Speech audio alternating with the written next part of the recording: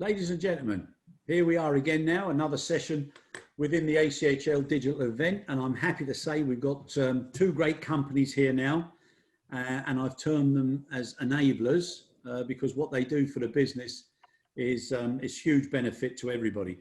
So first, I've got Thomas Sontag, who's the Managing Director of Jetainer. So welcome on board, Thomas. Really glad to have you here with us. And we've also got Benoit Dumont, who's the CEO of Uniload. So Benoit, equally lovely to have you on board. Yeah, happy to be here. Hi, great everyone. Stuff. That's what we want.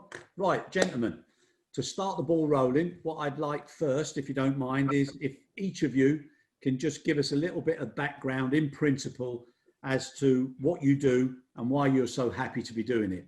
So if we can start with you, Thomas. Thanks, Chris, for the opportunity to share some insights with the entire industry. Maybe you can show the slides, Chris. Is that possible? Yeah. What we'll do, Thomas, is I'll come to those shortly. If, like I said, if you just give us a little bit of what you guys do briefly from your perspective, and more importantly, because I know how much you enjoy doing what you're doing, why you do. Well, what we do, Chris, is we do ULD management service for our customers around the globe. We have a global team with local presence, and our uniqueness is that we steer dedicated fleets for our customers individually. We have implants with our major customers in all parts of the region, so we are close to the customers, we can listen to them, and we can find individually the best solutions for them.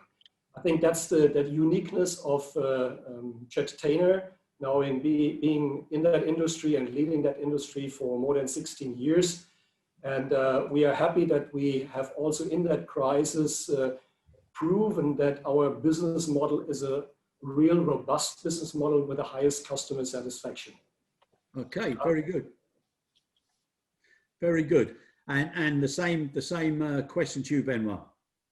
Yeah, thanks, Chris. Thanks, everyone. Hi, Thomas. So essentially, we have a business which is divided in three distinct business units. So we have the ULD solution service. So that's a bit like what Thomas described, ULD management across the globe, with a little caveat that we also work on the pooling concept. So it's a little bit more of a kind of a sharing economy, which de facto allow reciprocity agreements between airlines to actually share ULDs and rebalance. So by being part of, if you want, the Uniload family, what you have is you have courtesy moves to address this, and then obviously, you are in a situation where you have a Chinese New Year, then you have the Archie's Christmas, the flowers, all that.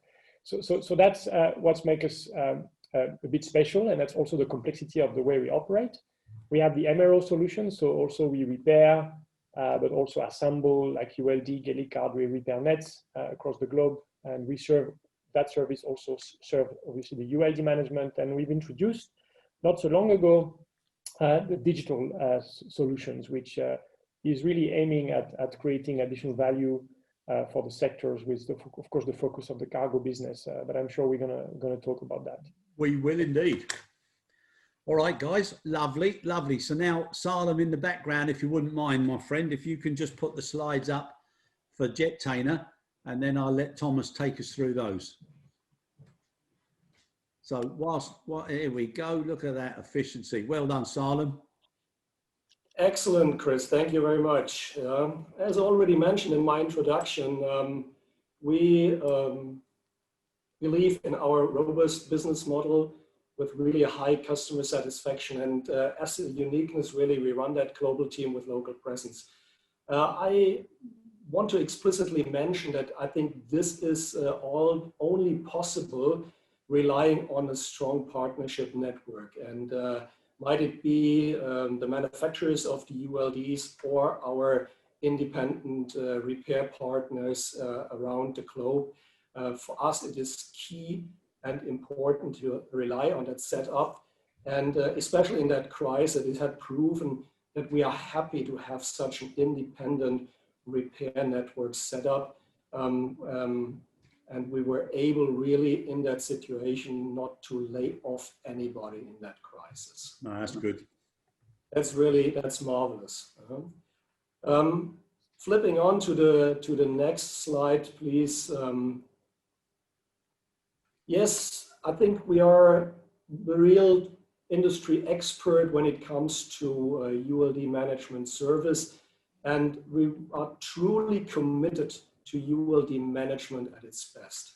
We will not shortly, actually we already started to release a new service to the industry, which is called Plug and Fly, which is aiming at small and medium-sized enterprises, hassle-free setup, set up within 4 to 6 weeks, and a guaranteed reduction in cost of minimum 15%. I think that will be a new game changer here in that industry. Also, I think what I would like to know the industry is that we have numerous experts when it comes to temp chain solutions. We have a dedicated team in Abu Dhabi, and originally planned to reduce the merge cost in that industry. We now see there is an increasing demand because everybody is waiting for the vaccine to come. Yep. And really, I think we can solve here some issues when it comes to constraints of containers, and we are happy to welcome anybody interested here. Also, I think what is important to mention is that we have a month ago started a project called Fleet Streamlining, as we recognized that we have really a broad landscape of different ULT types. And what we did is when focusing at the life cycle of a ULD, and that might be between 8 and 12 years, we really put a focus on total cost. And we try to reduce the number of ULDs. So we are able then also to negotiate with our suppliers better solutions. We are able to have better packages on hand in our repair shops, and in order really to drive costs down. I think that is important to mention as well. Sorry, Thomas, can I just jump in there? You mentioned about the vaccines, and obviously one of the key points that everybody's expecting now is what's going to happen when the vaccines start circulating. And, it's not going to be like the iPhones and everything else. There's going to be so much emphasis on capability, and nobody even knows the exact temperature range at the moment. There's talk of, deep frozen and then all the way 2 to 8, etc. Are you involved in collaborative discussions with airports and with carriers so that the combined capability of the entire supply chain is being acknowledged either in airports or to and from O&Ds? Is that happening at the moment? Well, of course it's happening. I mean, we are all preparing for the vaccine to come, and we are all aware that it will not come in one wave. It will be several ways. That's at least the expectation of the experts.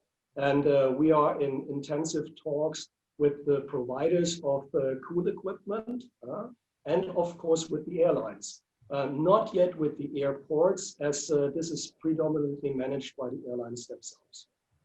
Okay, all right. Thanks very much for that. Have you got another slide? Yep. Yeah, I think that is also because of my background, working in supply chain management for more than half of my business life. We at Catena, we really view us as a transparency driver. We want to really shed light into the industry, and we are focusing on what we call a meaningful innovation and digitization for highest efficiency at lowest cost. So once again here, I think key is ULD lifecycle management, and how we do it is what we did. We have a virtual copy of every single ULD container in our fleet. And there we can see what is the history of that container, what's the cost of the container, how many times the container was repaired, how many times he did go into a repair shop, so we really know what's going on. Also, what we did is, I mean, it's not a secret that we have the leading software solution, Jetware, and Yep. we just kicked off a project also 4 months ago, an AI-driven and more AI-driven than already today, Jetware next generation, which then will allow us better forecasting on what we already do. So I think that is here for us also a differentiator. We want to drive transparency in that industry. And of course, that all starts once you have done your homework. I think what is also important to mention that we looked at ourselves first, at our global setup, at our organization, and we are really happy that we have that lean setup. And I would like to mention that once more, we didn't lay off one person so far in that crisis. I think that's it for the moment from my side, along with my slides, Chris. Thank you. Very good. Thank you very much. So if we can go back to the picture gallery now, please, Salem, that would be great. Now, what I just want to ask you guys, both of you, before we come on to you, Benoit, with your slides, with what I call practical sizing, so where carriers have had to reduce their assets and their aircraft are going off into retirement, obviously that has an impact on the size of the fleets that you guys were in discussion with the carriers originally. What's happening with that surplus equipment? Very good. Yeah. I mean, it's a very good question, of course. So I think there are some transfer from different places of the world. There is transfer from, let's say, passenger to cargo. What we're trying to do is to work with airport to store. Yes. We have also, we're storing as well a lot in our shops. We had things like airline asking to store ULDs into planes to get some load, right, on certain region where there is heavy wind. Obviously, so that's a complexity that we're trying to do. We are also using that as an opportunity to tag them. That we have a big digitalization effort, so we could go on airport and then do some tagging. But that's been a complex. I mean, the palette, I would say, for us are very much in use. I mean, if you look at the number from last year to this year, I would say it's almost on par because of course, the belly capacity of the packs not being able to transfer cargo, the 30%, some of that, moved into the other players. The complexity, of course, is for the containers, right? They are heavy. So we'll be putting a critical eye on that. Some are potentially more into the scrap. So we're doing some scrapping a little bit, maybe at the early age, to try to help. But that's a complexity that we've enhanced, and we've worked as a team globally to address that together with our customers. Okay. And the same issue to you, Thomas? Well, you won't be surprised that we are doing similar things like Benoit and you note.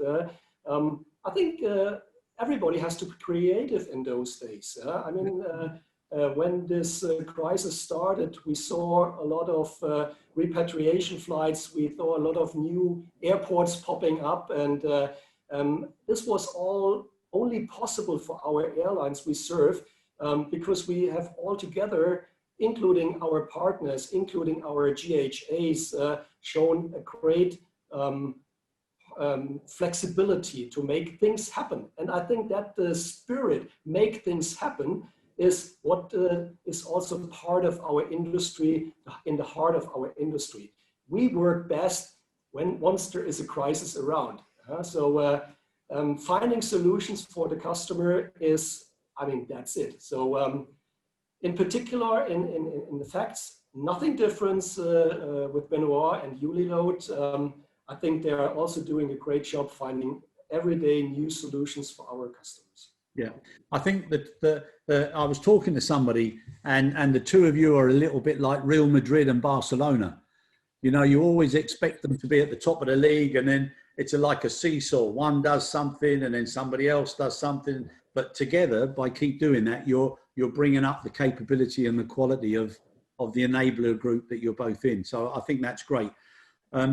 Regarding, and something that I've always seen from way back, every single airport, every single GHA, wherever I've gone, there's always been a problem with storage. And I'm just wondering now, with this particular, issue that's facing us, whether or not airports could consider a different approach to what they should be responsible for or what they should facilitate. Do you think there's an opportunity that airports could play a bigger role and a better hand in the storage opportunities for all parties? I agree with you, Chris. In fact, I'm working a lot with Charles de Gaulle. They have a lot of issue there. Yeah. There are some places near the post, La Poste. Yeah, I know very well. Yeah. And I think, it doesn't also give a good image to neither Thomas' company or mine, where you see our container with our name on it lying everywhere, right? So I think that there is a safety issue as well. Yeah. I think in some case, there is some local police, walking around the airport and even fining whoever. So we've engaged in certain airport, discussion around creating spatial zone for drop off, people doing sweeps, many times a day, maybe locking stuff also for security because things can fly with the heavy wind. So we see a willingness to offer potentially at very low cost or even for free some location to store. I think the complexity after you've done that is really how do you operate the service, the dropping and drop off, how do you make sure that the ground handlers that, basically are handling the goods at some point and don't need the containers or the pallets or bringing them back. So the whole, let's say, ownership and accountability is something that I think is a bit of a complex topic because no one wants to take a decision. Yep. And, you go to forums and it's always someone else. So we've tried to be a bit of a neutral catalyst to engage those discussions. And I think we've created some good progress in a few places. Obviously, the COVID stopped, some of it because people are, on furlough or even working from home. But we've planted the seed definitely. And the airport have to be focused on that.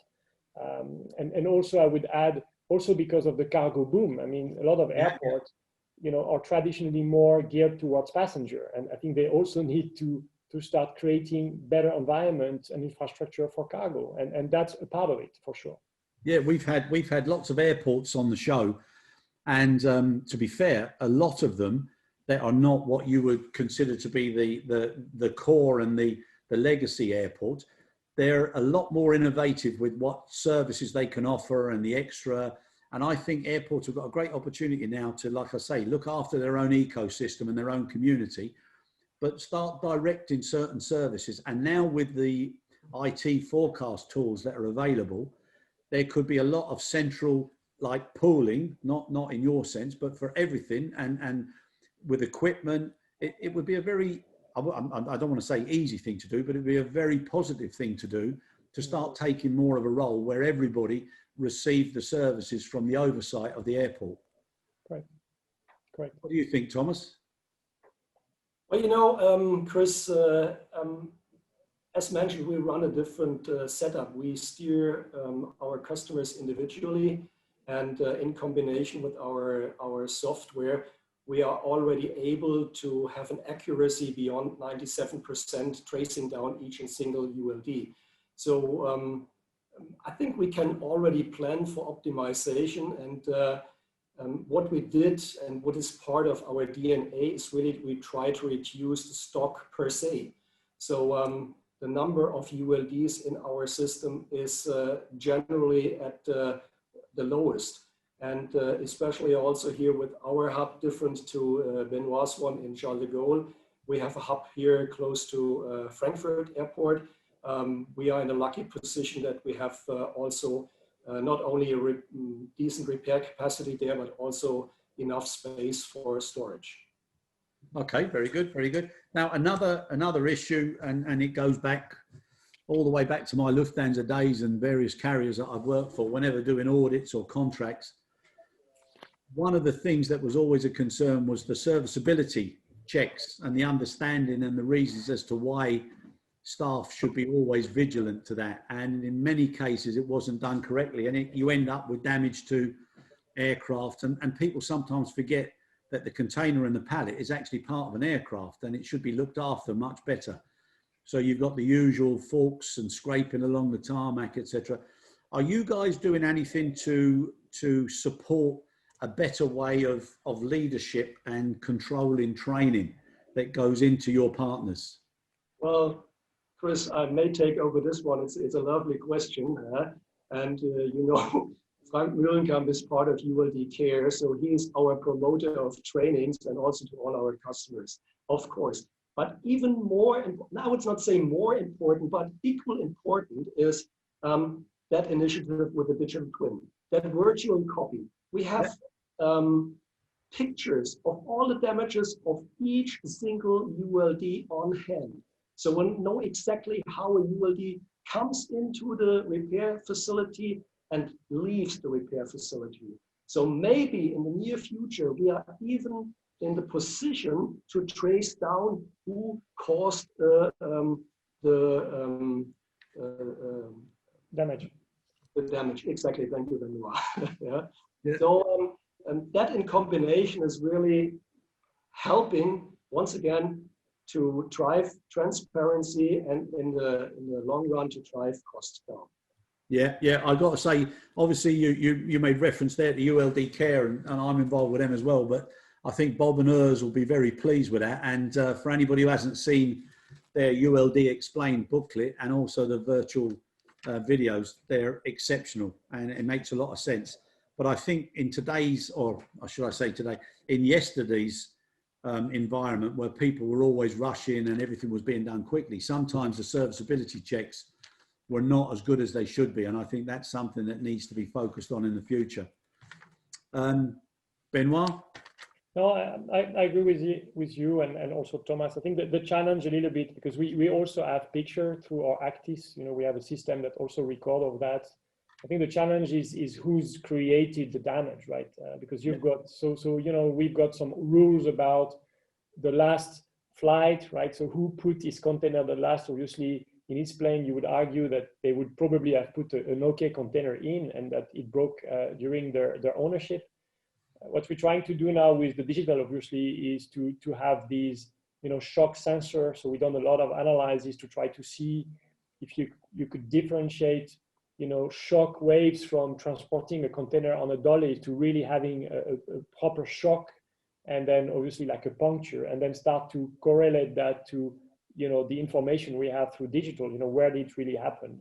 And that will be huge because, you know, you can do as much training as you want. I mean, very often on the ground handlers, you know, I think Bob will say this is very often the lowest bidder that win, and the lowest bidder load the most expensive piece of equipment we have with a lot of people on plane, and to be always 100%, you know, behind every loaders, and it's challenging. But if you start to really push the accountability and start to have sanction and incentive for them, then obviously maybe you want to say, oh, this is a uniload container, I'd better take care of it because, you know, last time I got slapped because I broke it and they knew it was me. So that's, I think, going to help a lot the process as well, next to the training. Okay. I was talking to a few guys and I was telling them that one day, and probably not that far off, there'll be containers and pallets that will be able to send messages themselves that they've either been mishandled, they've been poorly handled, or they're in the wrong location, or they've still got cargo on after the flight has landed, etc. And it'll be a very intelligent messaging that will be able to be transferred. Yeah, this is exactly what we are about to do, right? It's the whole story, you know, if ULD could talk. So I'm ULD, you know, whatever, R7 number so-and-so, I'm ready to be loaded, or I'm just there waiting for customs. I'm unloaded, waiting for my new assignment. The temperature on board my ULD is X, you know, it has been like that. I got a shock. So all of that is something that is going to be possible, right?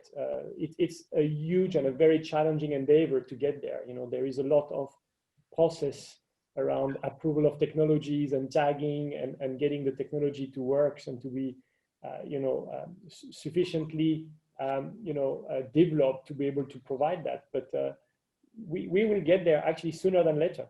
Yeah. I'm sure it will come, especially as technology and digitization has been pushed forward extremely hard now as a result of this crisis. So I'm sure it will come. Now, Thomas, can I ask you another question? One of the things that we put on here with regards to the title of the event is genuine collaboration and initiatives. Now, I likened you both to Real Madrid and Barcelona with the skills, and everybody who supports football knows both those teams. And whether one wins the league or one wins the cup. They know that competition and that recognition of competition is what drives both of you forward. In these days now, where you both have similar observations and similar findings, do you guys actually get together on certain initiatives for consistency within the business? Do you want a short answer now, Chris? I've got a feeling, but the question, believe it or not, a lot of people have contacted me and said, one of the guys, he said, with two giants, why don't they get together and enjoy the same meal every now and again? And so that's why I've asked the question. So for certain things that might be things that you're both frustrated with, that the airlines, the GHAs, the airports could do you collaborate on those certain areas or opportunities to improve, or do you just keep separate? Or is there a chance that you could benefit from that sort of collaboration? So the short answer would have been no. There's no collaboration. And honestly speaking, we run two different approaches to that similar service. Of course, we all need to work on the interfaces with ground handlers, repair capacities, how we handle the ULD. But we really we trust our business approach. We trust our model. And that is not a sharing economy model, and it will not be in the future. This crisis has shown that operating closely with our customers is the right approach. We can find individual tailored solutions with them, and that's what they require. They are happy. I mean, we have not lost a customer so far. That's a proof by itself. So why should I look for a different approach if I'm so confident in what we are doing? So that's the answer here. But maybe there are areas, fields in the future where it might make sense. I don't know.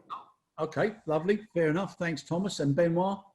Yeah, I know what I would like to say is obviously, I mean, we are 3-4 months in the crisis. I think in crisis time, people are anxious, they are pretty risk averse, and they tend to want to bring everything under control and sometimes lose a little bit the win-win aspect of the thing. So I think now, and what it means is, you know, there is scarce finance, scarce resource, difficult physical supply, and then it drives self-preservation. So maybe we are over that. I think we've survived the summer. At least both of company have done that. I think independently of the business model that are slightly different, I think there could be clearly some axes of collaboration. I mean, digital is one of them. I mean, we have a solution which is pretty much tag agnostic. We believe into interoperability. So, you know, if that would bring something to the cargo industry and the airline industry by trying to set up a standard and aligning and joining forces, I think that would be something very, very important that we could potentially to look at. I mean, that's my view. Okay, all right, thank you. So what we'll do now is, Salem, if you can put the Uniload slides up, that'd be great. I mean, I'm not going to spend too much time on that. I think, Chris, the question you're asking are much more interesting than me going through these 3 slides. I think I'll spend 30 seconds on each of them. So oh, yeah, no problem. Yeah, so this was the ULD solution. So unlike Thomas, we really believe into pooling. We believe that those containers are a nuisance in airport. They are taking space. They are everywhere, and we should reduce them as much as we can, and we should do more with less. So by sharing them, by repositioning them, I think there is a good benefit for the industry. Airports are not getting bigger; they are getting, swamped. I mean, in a normal scenario, you'd have a progression of volume 10-15%, over 5-year time, and then how do you do with these things? They're just difficult to handle. There are reasons they're everywhere. So what we've been focusing a lot on the ULD solution is actually not too much. Differently to Thomas' organization, is to focus on the, if you want, the access of information. So we focus a lot on dashboard, because airlines giving away that control of ULD management is a bit like them giving away their baby. So you don't want to end up being a black box. So our focus has been a lot on creating transparency of what happened with the unit, where are they, who broke them, performance of the ground handlers, and then having them at their fingertip, being able to get access to all of that, to start to drive improvement together with us, right, on the ULD solution. If I move to the second slide quickly, on the MRO, obviously, we also believe in total cost of ownership. So same as the organization of Jettner, we're also trying to drive standardization of equipment, without necessarily, taking out all the great idea that comes through a lot of ULD manufacturer. But we believe that we can create a standard ULD, if you want, design that can be produced by many, and then it's a lot easier, of course, to repair if you have the same age rail and the same patch, and if you don't have to carry thousands of different parts from different ULD manufacturers. So we try to drive that and work with them. Obviously, we use that network of MRO to tag and to digitalize our unit. Unit comes back, once a year, sometimes a little bit more than once a year. And that's a little bit like catching a fish in water to tag them. See, we need to tag those units, and that MRO network of 50 plus station is what we use for that. Maybe the last portion is, what I believe is for me the game changer in our industry. Managing 140,000 ULDs on a 24/7 with, people writing messages and stock messages that you get 2-3 days later, that potentially is just crazy. So we need to use the power of Internet of Things to drive that. And we have taken the investment to basically become a digitalized company. So we, in a year time, we won't have any container that's not digitalized, and that's how we're going to operate, plan, move, and that's what we are doing. So it's an extremely complex project. I mean, if we would have known how many barriers of entry and complexity we had to get in a pool, if you want, you need to get every single airline, which is for us close to 50, to approve operationally the allowance of these gimmick on their plane. Yeah. So imagine, so we've done that, obviously, the whole carving and attaching and the form factor of these things and all backend. So we are very, very happy. And now we are in the middle of turning, if you want, technology into product and service. So we are exactly in that. And we have obviously a lot of customer interested in this. And that's why we changed. I mean, you probably have noticed, those that are close to our organization, that we are not anymore a regional organization. We moved to a product organization in 1st of July. And that was one of the driver from that, to also give digital his own business unit, if you want, and start to focus a lot more on that. Okay, no, digitalization, it's a lovely word, one that's been underutilized in the past, especially in our industry, but it's coming rapidly. Right. Well, thank you both for that. That's the last slide there. Yep. Okay, lovely. We're back on. Let me ask you both another question. So I'll start with you, Thomas. You both have been very successful with the pooling principle and concept. And if you now look at the other equipment sets that carriers and airports and handling agents have to deal with, do you see the possibilities now to expand that principle into different areas like GSE, NME, the various equipments that's necessary, etc.? Do you feel that there's a natural now migration across there? Well, Chris, I'm probably the wrong person to ask that question, or to get that question asked.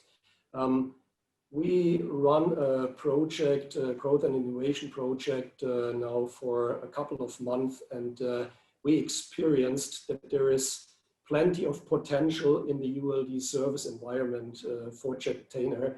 So we stick with ULD management for the time being.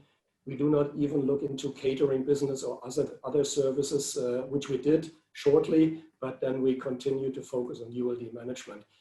That answer needs to be raised to that industry if they want to follow a similar concept. If they want to, we can provide them with the best software to do that. Yeah, that's possible, but we will not do it ourselves, because I think the the secret about our solution, it only works in the combination between the software and the people running the software. And that's what we want to do for ULD management services. Okay, fair enough. And Benoit? Yeah, so I like the idea. And in fact, I think there has been some trial in Asia, in Hong Kong, I think, where they've done that for a portion of some of the equipment. So the challenge with pooling is you're always afraid that you won't get the stuff for yourself, that the other guys are going to steal your equipment, steal your containers, so we see that a lot. I mean, on the containers where, you know, these poor guys flying their equipment back from from a destination, and then they keep their 10 containers for the evening because they don't want the other guy to steal them from them.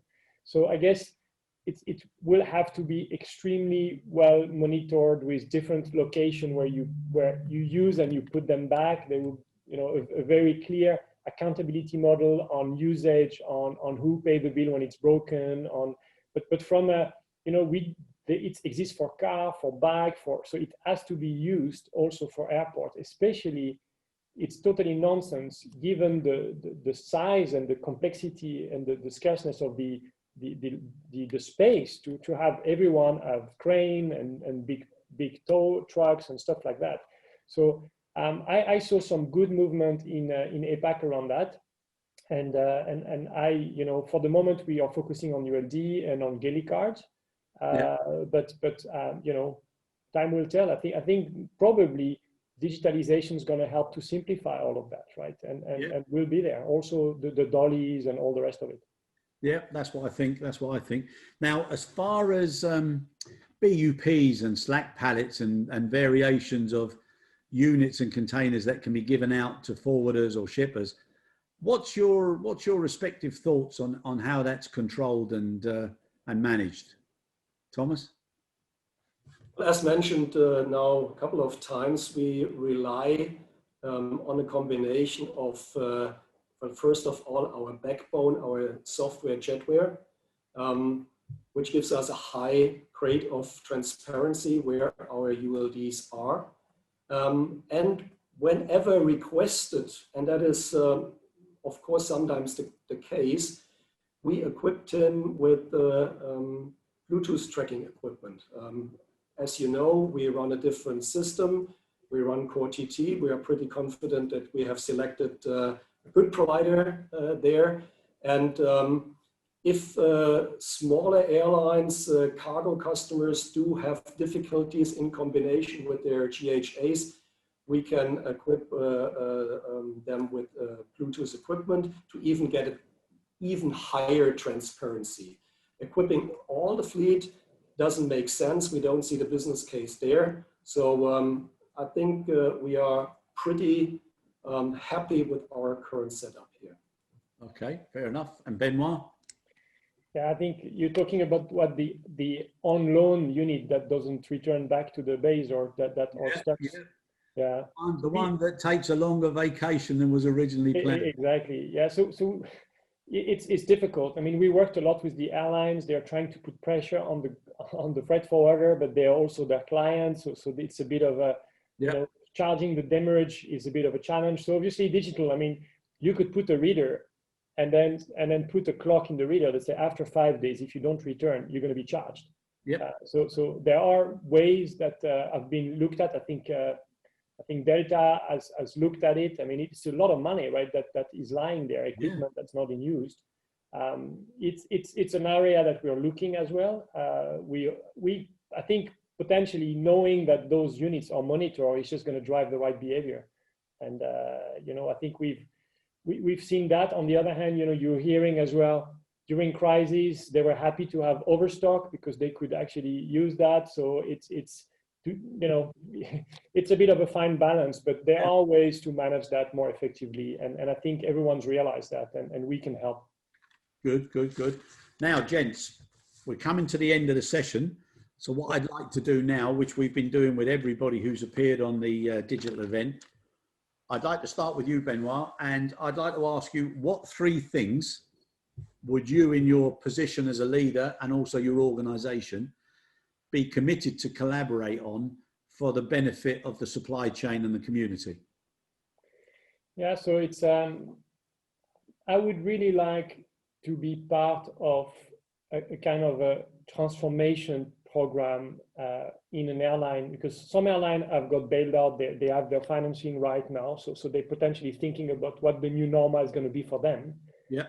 And I think part of the new normal is rethinking about how do they work in their let's say cargo environment together with airport and ground handlers and freight forwarders. And I think if we can be part of that and help designing, you know, these new supply chain with the help of digital and be a neutral player out of that, that would be fantastic. So I've seen in most of the conference that you're also organizing, where you try to bring all these 4 or 5, you know, let's say part of the ecosystem together, and everyone talks and they like each other. I mean, last time even the you know, the Toran, the guy from you know, Cargo, Turkish was there, but then, you know, you have a good time and then nothing happened. Yeah. I will wish that. So that's, I don't know if that's 1, 2, and 3 together, but that could well be. You know, if we can get that, I'll be fantastic. I'll be also happy to potentially also propose my technology at cost or even for free for a while, to try to prevent people to not participate for cost, but to say, hey, you know, let's try it out. Let's see how that things can work. Let's build a product together and forget about how much it costs. You know, we have this equipment already implemented, so it's more about, can it create value for you, and can we boost that and help the industry altogether. Okay, very, very good. Thank you very much. And Thomas, same question, 3 things if you've got them. Well, first of all, and that's not a surprise, I really would like to that everybody works to make that industry less complex, and really increase or help increasing transparency in order to take cost out. We sometimes tend to make processes in our industry too complex. I think that's one initiative I would like to see. Yeah. On the other side, I would like really to keep our "we can do it" spirit, and I would like that to have that continued. And given the first wish in combination with that spirit, I mean, I'm pretty confident that we can make it less complex. And thirdly, third point, and that's related to our current situation, I would love to see that industry across boundaries, across the different roles and companies being part of that industry, that we prepare for, with our solutions, for the vaccine to be distributed, that we are ready, that we are able, once that vaccine is there, that we are able to get it wherever it's needed in the world. I mean, that's, I think, is for me, those days, the most important factor, Chris. Okay, lovely, thank you. And back to you now, Benoit. 3 things that you'd like from the community or from the supply chain that would help you move forward in a more productive or efficient manner. Yeah, so 3 things, a lot. I think there is a bit of a paranoia around data, who owns the data, right? So, and when you start to put a transparency around the process, like Thomas mentioned, and you start to, you know, to realize that to really improve the supply chain, everyone needs to share data. Yeah. I think what people need to realize is, you know, you don't own the data are from the shippers. You just end up to manage that along the way. Yeah. They are yours for your part of the supply chain. So I think if we could grow up there and then be a little bit more agile, and that would be great. And I think, yeah, the second thing which I would also want is a little bit of a statement around the standard for digital. I mean, you know, we should not be dancing in a beauty contest. There should be some people from IATA or whomever saying, guys, you know, we believe that that's going to make it. So let's support the few that are there. Let's promote that for the greater good. I think what happened for the e-ticketing for the passenger business back then was the right things to do. 100%. Saved billions, right? And now we just should have a bit of a statement of the industry, and you know, and to say, you know, I believe as well, maybe the third point, that if we organize more joint forums and then break some of the silos between these parties of the supply chain, then that would be fantastic. Very good. Thank you very much. And back to you, Thomas. Well, Chris, I had now the opportunity to listen to Benoit. Actually, what do I expect? I mean, that was more or less already answered with the previous question already. Yeah? And I can only underline then what Benoit mentioned is that it only makes sense if we share information among each other. Trying to believe that we have the best information, all information ourselves is simply not enough. So sharing that information, once again, across that industry, I think is key. And I think I'm done. That's it. Yeah. Okay, very good, lads.